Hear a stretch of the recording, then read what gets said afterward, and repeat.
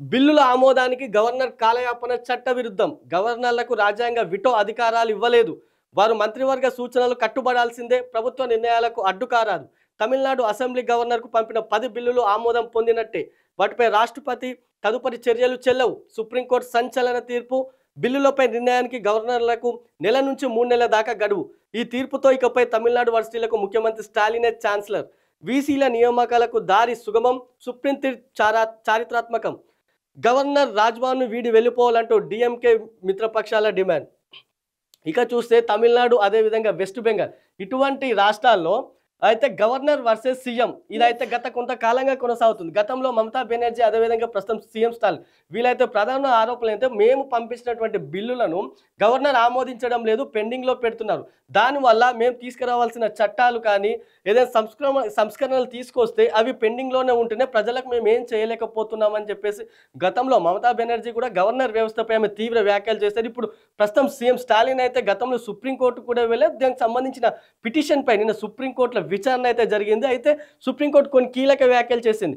Governor మంత్రివర్గ నిర్ణయానికి కట్టుబడాల్సిందే. Cabinet ఏదైతే నిర్ణయం తీసుకుంటుందో దానికి గవర్నర్ కట్టుబడాల్సిందేనని, సొంతంగా నిర్ణయాలు తీసుకోవడానికి గవర్నర్కు ఎటువంటి అధికారాలు లేవని నిన్న సుప్రీం కూడా తేల్చి చెప్పింది. అదేవిధంగా ఇంకొక కీలక తీర్పును కూడా ఇందులో ప్రస్తావించింది. ఏంటంటే ఇప్పటి వరకు తమిళనాడు ప్రభుత్వం గవర్నర్కు పంపిన ఏదైతే డిఎంకే ప్రభుత్వం పంపిన 10 బిల్లులు కూడా పాస్ అయినట్లేనని నిన్న సుప్రీం చెప్పేసింది. ఇక అయితే సుప్రీం తీర్పుపై ఇప్పటికే ఎంకే స్టాలిన్ స్పందించారు. తమిళనాడు సీఎం ఎవరైతే ఉన్నారో ఆయన హర్షం వ్యక్తం చేశారు. సుప్రీం తీర్పు అయితే కేంద్రానికి ఇది ఒక హెచ్చరిక లాంటిదంటూ కూడా ఆయన చెప్పుకొచ్చారు. అయితే రాష్ట్రంలో ప్రభుత్వాలు అయితే ప్రజాస్వామ్య పద్ధతిలో ఎన్నికైనటువంటి ప్రభుత్వాలకు గవర్నర్ల వ్యవస్థ గత కొంతకాలంగా ఇదైతే చర్చనీయాంశంగా మారుతుంది. అటు కేరళలోను, ఇటు తమిళనాడు, అదే విధంగా అటు పశ్చిమ బెంగాల్. గతంలో తెలుగు రాష్ట్రాలకు సంబంధించి చూసుకుంటే మన రాష్ట్రంలోనూ గతంలో బీఆర్ఎస్ అధికారంలో ఉన్నప్పుడు కొంత ఈ వ్యవహారం అయితే నడిచింది. బీఆర్ఎస్ వర్సెస్ గవర్నర్గా మారింది. గతంలో బీఆర్ఎస్ పంపినటువంటి ఎమ్మెల్సీలకు సంబంధించిన అంశాన్ని కూడా గవర్నర్ పెండింగ్ లో ఉంచింది. అయితే అప్పుడు ఈ మొత్తం ఇక్కడ విపక్షాలు ఏవైతే ఉన్నాయో విపక్షాలు ఉన్న రాష్ట్రంలోనే ఈ విధమైన చర్యలు జరుగుతున్నాయి. దీనికి సంబంధించి బీజేపీ ఎక్కడైతే అధికారంలో ఉంటుందో కేంద్రంలో ఉన్న పార్టీ అధికారంలో ఉన్న రాష్ట్రాల్లో మాత్రం సాఫీగా బిల్లులు పాస్ అవుతున్నాయి. కానీ విపక్షాలు అధికారంలో ఉన్న రాష్ట్రాల్లో మాత్రం గవర్నర్ ప్రతి దానికి అడ్డుపడుతున్నారు, ప్రతి దానికి ప్రభుత్వ చర్యను తప్పుపడుతున్నారు అంటూ విపక్ష పార్టీలు గత కొంతకాలంగా ఆందోళన. దీనికి సంబంధించి కేంద్రానికి లేఖ కూడా రాశాయి.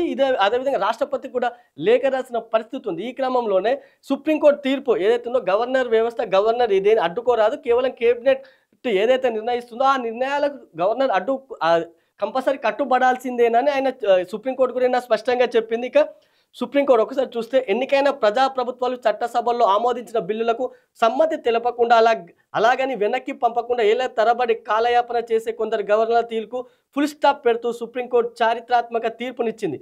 తమిళనాడు అసెంబ్లీ ఆమోదించిన బిల్లులను దాదాపు 3 ఏళ్లుగా ఎటూ తేల్చకుండా నానుస్తున్న గవర్నర్ ఆర్ఎన్ రవిపై స్టాలిన్ సర్కార్ వేసిన పిటిషన్ను విచారించిన ధర్మాసనం తమకున్న విశేష అధికారాలను ఉపయోగించుకొని ఆ బిల్లులు ఆమోదం పొందినట్టేనని ప్రకటించింది.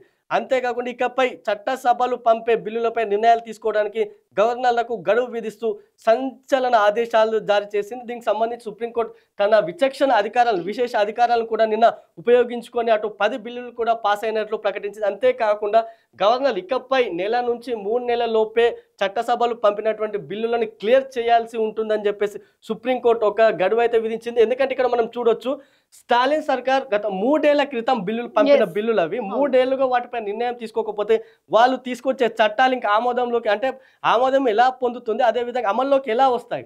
ఇక్కడ అయితే ఇదైతే సుప్రీంకోర్టు ఒక మంచి నిర్ణయంగా చెప్పొచ్చు. ఇది విశేష అధికారాలను ఉపయోగించుకొని ఇప్పటికే నిన్న సుప్రీంకోర్టు ఆ 10 బిల్లులను అయితే పాస్ అయినట్టు ప్రకటించడంతో ఇప్పటి వరకు నార్మల్గా వర్సిటీలకు గవర్నర్ ఛాన్సలర్గా ఉంటారు. కానీ నిన్న సుప్రీంకోర్టు చెప్పడంతో 10 బిల్లులు పాస్ అయినట్టు చెప్పడంతో ఇప్పటి నుంచి స్టాలిన్ అక్కడ తమిళనాడులో కొత్తగా వాళ్ళు ఒక చట్టం అయితే తీసుకొచ్చారు. దానికి నిన్న సుప్రీం తీర్పుతోనైతే ఒక క్లియర్ అయింది. ఆ బిల్లు కూడా క్లియర్ అయింది. ఏంటంటే స్టాలిన్ ఇకపై అక్కడ ఛాన్సలర్గా ఉంటారు, గవర్నర్ అక్కడ ఉండరు ఛాన్సలర్గా.